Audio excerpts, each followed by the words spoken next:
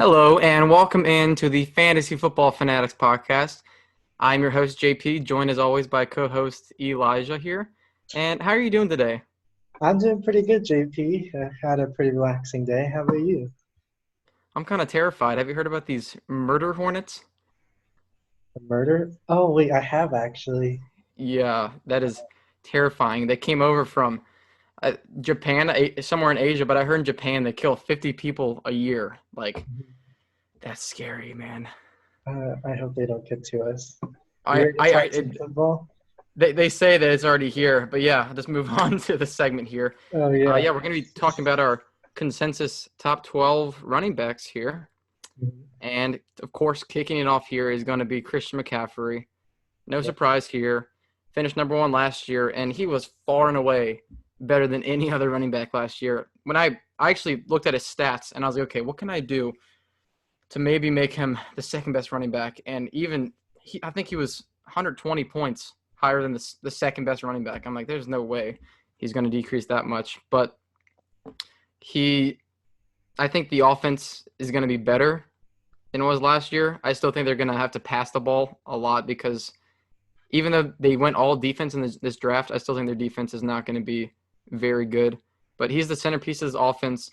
He has that perfect blend of the workhorse running back on the ground and through the air. I mean, he broke the record for most receptions in a season, and I'm sure he could get pretty darn close to that again this season with how they use him and how they like him without drafting somebody else to back him up and take snaps away from him this season. So, yeah, he's still my number one.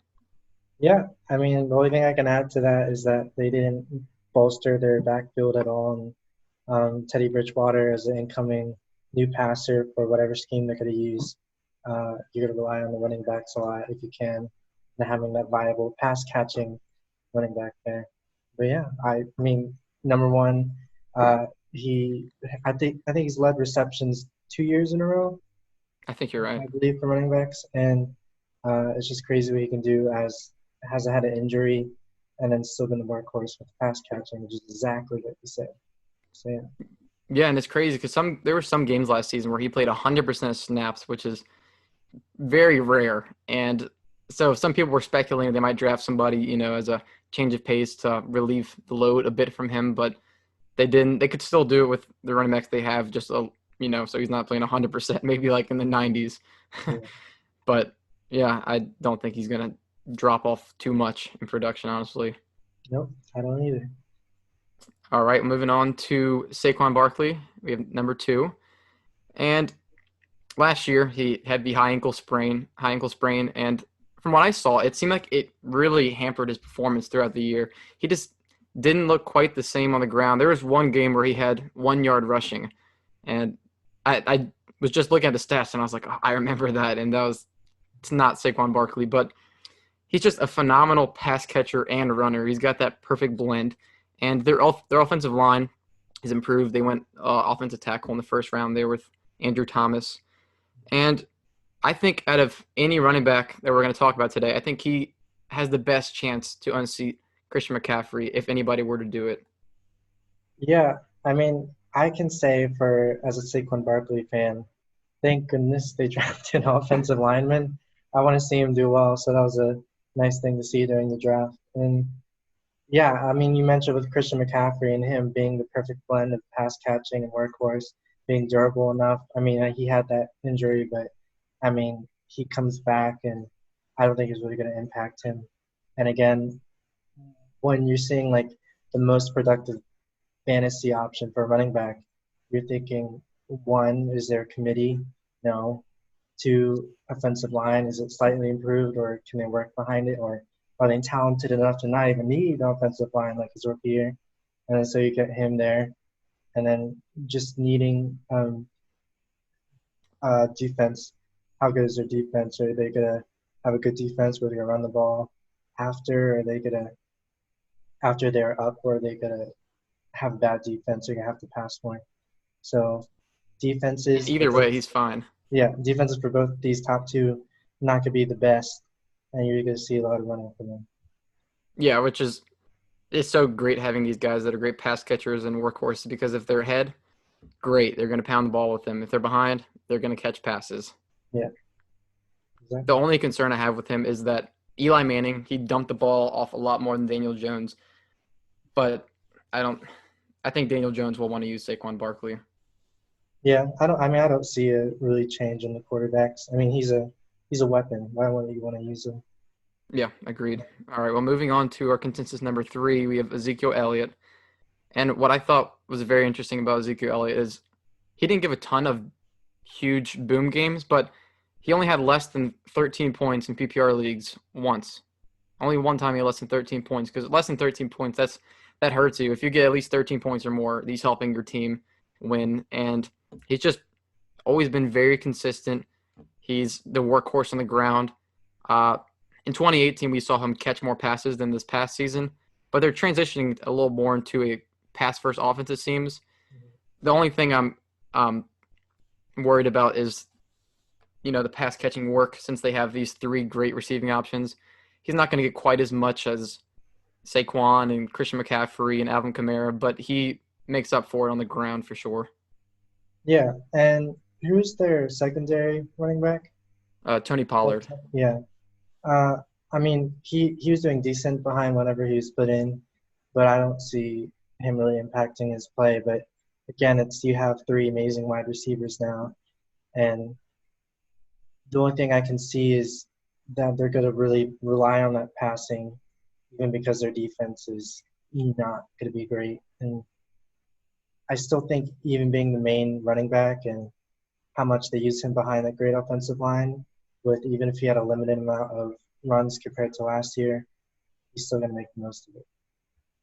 Yeah, and he should potentially be more effective on the ground if they're, passing all over people, opens up the field for him a Yeah. little bit more. Yeah. All right. Next up, 4th overall, here we have Dalvin Cook. And Dalvin Cook last season, he was the running back 2 in points per game. I mean, he was having a great season. Of course, injury hindered him. I mean, he missed some games at the end of the season. But what I really like about Dalvin Cook is he's in a run-first offense with Gary Kubiak now as the offensive coordinator, and he's had proven success as an offensive coordinator running the ball. And also, Dalvin Cook, he was getting pretty heavily involved in the passing game too. So when you're in a run-first offense, getting heavily involved in the passing game, I mean, that's what we were just kind of talking about with Christian McCaffrey, but not quite to that level. But personally, if you were to tell me Dalvin Cook was going to play 16 games, I would probably take him over Ezekiel Elliott just because of he's the centerpiece of the offense for sure. But yeah, of course, there is that injury concern. But I tend to believe that Alexander Mattison, I think he's a very good handcuff. I think he's a great running back, first of all. But if Cook were to go down, I think you would get similar production out of Mattison if that were to happen. Yeah, I feel like what you said there about if he played 16 games and having him being in the league, he hasn't really had either a completely healthy year. Always had a nagging injury at one point or another. But still been a running back that blew us away his rookie year, and he's always been that unique weapon that you'd want as running back.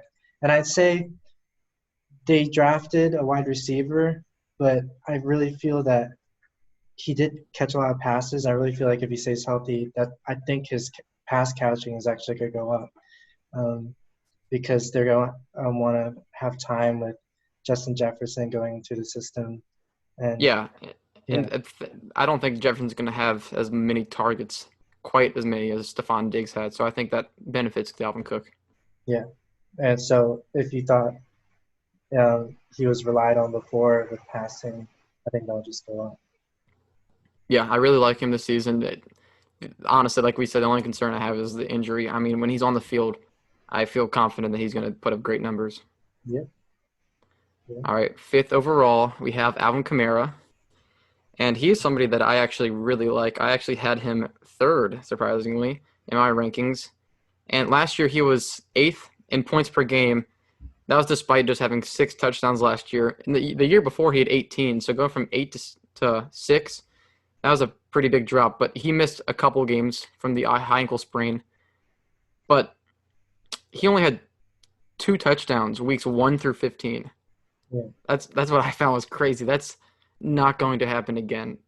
Drew Brees, he had more touchdowns than he usually did. I think it's going to transition and the regression is going to happen for Alvin Kamara to get more. And like I said, he was eighth in points per game. If you gave him 6 more touchdowns, which was split 6 and 18 touchdowns, I'll put him right in the middle of his past 2 seasons. He would have been third in points per game.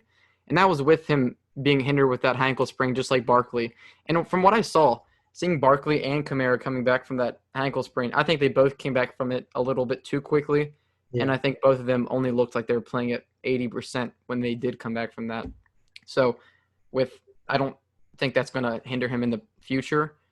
And he's just a really safe option because of that passing game work. Yeah, and I realize I haven't been saying my own rankings for these running backs, but the past 4 have been the same for me.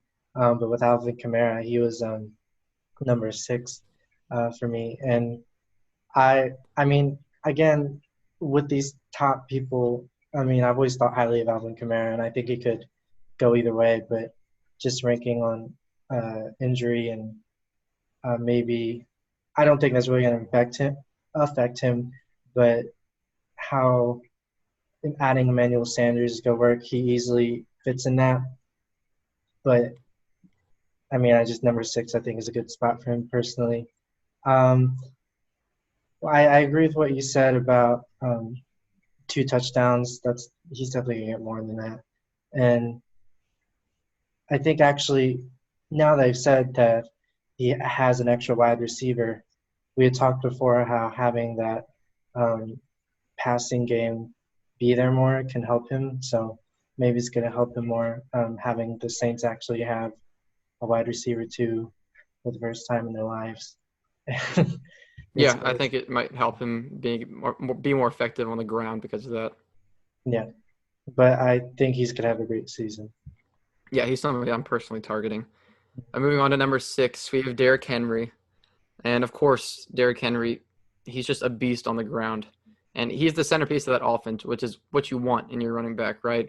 I mean, he had tons of touchdowns last year. I tend to believe the touchdowns might come down just a bit, but I think he's just such a strong running back on the ground, and they use him all the time that I think he could near those touchdown totals again. But the only thing, of course, what the knock for him is the passing game, pass catching, It's just that if they get behind by too much, he doesn't see as much work. But they were great last season, but I tend to believe that he's going to regress just a little bit because they were so efficient last year, that offense, when Ryan Tannehill came in, and I don't think they'll replicate that quite as much. And I don't believe their defense is super strong to where he's going to be on the field all the time. Of course, if they're winning, I think he will. But from being behind, I think it's going to hinder him a little bit. Yeah, I think it was interesting watching the Titans even play from behind because of him being the centerpiece, they still went with more running plays from behind. But I think that, obviously it did reduce because they're trying to catch up. But I put him above Alvin Kamara because of him being the centerpiece of that offense than Michael Thomas and the Saints. Again, Alvin Kamara is just as much part of that offense. But anyways, with Derrick Henry, he is what they're focused on, and the Ryan Tannehill is like his addition to helping Derrick Henry. And you pretty much hit all the points. I can add anything with playing from behind. That's your only worry. That's my only worry. I'd personally probably be targeting Derrick Henry or Dalvin Cook, who we mentioned before. All right, moving on to number 7. We have Austin Ekeler. Austin Ekeler, last year in the first 4 games, he was the RB2. Yeah, he was the RB2 in the first 4 games, and that was without Melvin Gordon there when he had the workhorse role. So he was phenomenal when he had that role. And what's great is the fact that they didn't draft a high capital running back. They went with one in the 4th round, Joshua Kelly, which, he's going to help fill that Melvin Gordon role a little bit, but not too much to where it's going to affect Austin Ekeler seeing an increased workload, in my opinion. But yeah, he's just such a great pass catcher like we talked about with a lot of these guys. But my only concern with him is if Tyrod Taylor is going to use him as much in the passing game, because we saw when Tyrod Taylor was with the Bills, he had LaShawn McCoy, who was a great pass catcher, Mhm. and he wasn't targeted quite as much with Tyrod Taylor. But I'm hoping that this coaching staff game plans to get the ball to Austin Ekeler through the air. Yeah, I mean, I'm a huge fan of Austin Ekeler. I really enjoyed the beginning of last season and the season before, and I mean, when you see him, it's just I think his yards per carry is really up there with the top. And I remember watching Buffalo in the AFC East with Tyrod Taylor, and he's conservative with the ball. So instead of doing a dump off pass to running back, his knock is that he'll hold it and go down, trying not to get any type of interception, trying not to get any type of fumble. So I think that could impact his pass catching ability. But yeah, working in that scheme, I think they've seen that they like Austin Eckler and that they're gonna go forward strong with him. And uh, I forgot that he was next on the list. So he's definitely again a target of mine. Now I have 3 targets. All of them are targets of mine. If I can get any of these 6, 7 people, is this 7th person? I don't know. Then I'd be happy. Yeah, Yeah. if he can replicate that pass catching work that he got last season, I think he'll be great because I expect him to get more touches on the ground. So that's, like I said, it's my only concern, but I still really like him, and I would be happy to have him out, early second round or something like that. Yeah, and another note is that he's not competing with touchdowns as much anymore. I think he's definitely going to be used in the red zone more often, obviously, but I don't think they're going to switch to Justin Jackson or who they picked up in the draft. I can agree with that. You ready for the next one? I am ready. Kenyan Drake. He is somebody that I really love. People don't know your true value, Wait, Drake. wait, wait, wait, wait. How did you I prepare think you that? are a first round talent. People are going to be taking you much later than that. I will steal you all day in the second round. You will lead me to my championships. Hmm. Kenyan Drake is one of my biggest targets in this draft and for fantasy football because I think he's severely underranked. Do you like that? I just was not expecting it. I think he's very underrated in the draft community because of the fact that he hasn't shown before that he's been a top 10 running back, but that's because of the fact that he's never had the workload. But last year, ever since he came to Arizona, just Mhm. got traded. He didn't even know the offense, came in day one, and he was the RB3 in points per game from that point on, from week 8. I mean, it was week 9. That's crazy. You don't know the offense at all. You just get thrusted into the role, and you're a top 3 running back. I think that's crazy. And that was even with a very tough schedule. He played the 49ers right off the bat, the Steelers, the Buccaneers were actually top 5 in run defense, although their passing off defense was terrible. But now with time to learn the system and with the offense improving with DeAndre Hopkins there, I personally think he could very easily finish as a top 5 running back. I have him personally at number 7, and I don't think that's outrageous. I don't think anybody else. I mean, I've seen on some mock drafts he's usually going towards the middle of the end second round, but I'd be willing to take him at the end of the first. And as you can tell, I just really love him. Yeah, and I can clearly tell that. I really like that. It was a nice addition. Uh, You're welcome. yeah, um, I think it was insane how productive he was being thrust in there after he like a week in the system. And was that first game? If the first game was the 49ers, that just makes it even more impressive. And Yeah, and he had a big game that week. yeah, and I mean again, seeing an AFC East person, I've seen Kenyan Drake tear up the Patriots one too many times. No matter how good the running defense is going into the week against Miami, it's like they can get 6 yards per carry, and it was usually him. And then that one play where Rob Gronkowski, Yep. and yeah, I don't even want to think about that. Uh, but yeah, he's insanely talented. Um, not someone I thought about as much as you, but he's definitely worked his way into being a first-round running back and uh, Which having, no one's drafting him there really. yeah, no, and having the wide receivers there to balance out, opening up the field for him. I definitely see a good year for him. Yeah. Yes, that's absolutely right. Okay, well, next up we have Josh Jacobs. Last year, he was used very heavily on the ground. He was on pace for 1,416 rushing yards, which is a lot. Uh, and the thing is, they got rid of DeAndre Washington. They didn't re-sign him, and he had 36 catches last year. The big knock with Josh Jacobs is he wasn't used much in the passing game, but coming out of college, he was known as one of the best pass-catching running backs in that draft class. So it was just crazy that they were not using him in the passing game. But I think that his role is going to increase in the passing game, and the coaches and all the beat reporters, it's all this buzz that he's going to be used more in that role. And like I said, with DeAndre Washington leaving, he had 36 catches. He could absorb probably most of those. But Mhm. if he gets a big role in the passing game as well as what he already has on the ground, I mean, his ceiling is pretty high. And they did draft Henry Ruggs in the first round, but that wasn't somebody like CeeDee Lamb who's going to take a lot of targets. It's somebody who's just going to stretch and open up the field more than any other receiver in the whole class. Yeah, I said when they drafted Henry Ruggs, when we were talking about in the draft video, I'm like, it's so good for the Raiders, not for his what he's going to do with the catches, but for every other person on the field. And he just increases their capability. And I was a fan of Josh Jacobs coming out of the draft last year and seeing him do well. And I can definitely agree that. Wait, my mind just skipped. Anyways, I was going to bring up that his they were talking about his backup running back. Do you know who that may be? They have Jalen Richard. Yeah.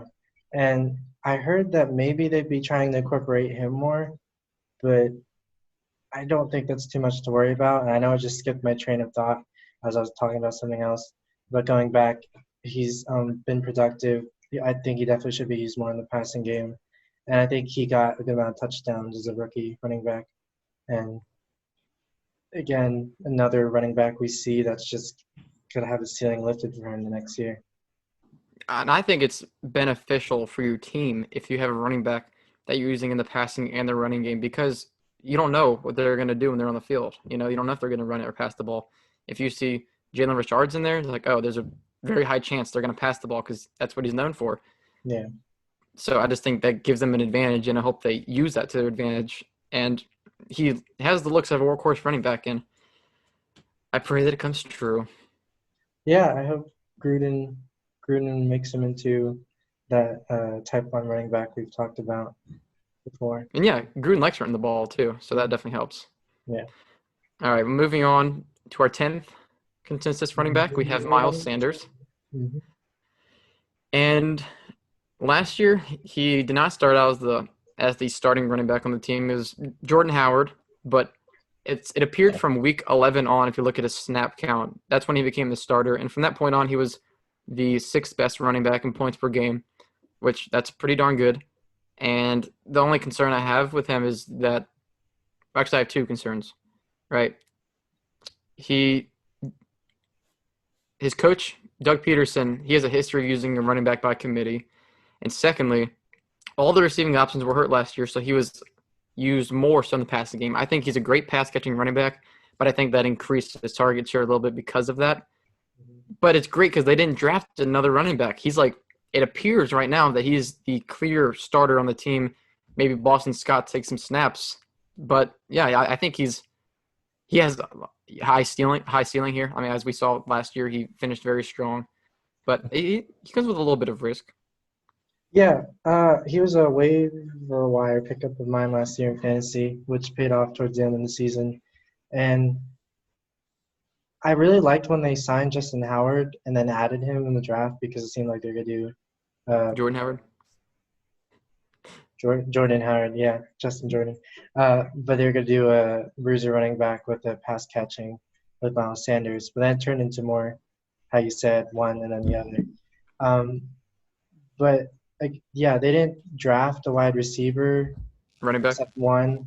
No, they didn't draft like Oh, more than one wide receiver, oh which yes. I think is an important note to add because it's like they've been looking for wide receivers. Every Eagles fan was like, "Give me more, give me another wide receiver." And again, Jalen Reagor, speed. He's a speedy wide receiver, and they'll open up the field for him. I don't think it's gonna reduce his amount of pass catching, and he could easily go in the top 10, like we have him as number 10 or even farther. Yeah, because he has that potential to have that Workhorse. workhorse, yeah, through the air and on the ground. Mhm. And yeah, that'd be a great asset to have in your team. He could, like we said, for a lot of these guys have a lot of potential in these rounds. They could be top 5 running backs, kind of all of them really. Mhm. Yep. All right, moving on to number 11, we have Aaron Jones, Aaron Jones. and I'm a little bit lower on him. And part of the reason why here is, so last year when Devontae Adams got hurt, he was hurt for 4 games. And across those 4 games, Aaron Jones averaged about 6.8 targets a game. When Adams was healthy, he averaged 3.2. So he averaged less than half as many. And his snap share only exceeded 68% 2 times last year. So from what I see from that, it's like he's not really used as a workhorse running back. Then they add A.J. Dillon. When Michael Ford was talking about, we want to add another guy in that rotation, it's like, why do you want to do this? Aaron Jones is such a talented running back, but he does not appear to have a workhorse role. He had 16 rushing touchdowns last year, which was a lot. And I think he was up there with Derrick Henry for the lead. Mhm. And I don't expect him to repeat those numbers. I think that is due for some regression for sure. But it's his first year healthy that he had last year too, so that's also a concern. So that's why I don't have him in my top 10. Yeah, I think I've been swayed a little bit from you prior talks about him. Um, I was thinking more A.J. Dillon, Bruiser, Aaron Jones can turn into the pass catcher that could have still, James White can have a lot of fantasy points. Um, but then you mentioned that they rarely use him or they don't use him to how much they could with how productive he's been. And I know that like even in his early times with him and Jamal Williams, Yeah.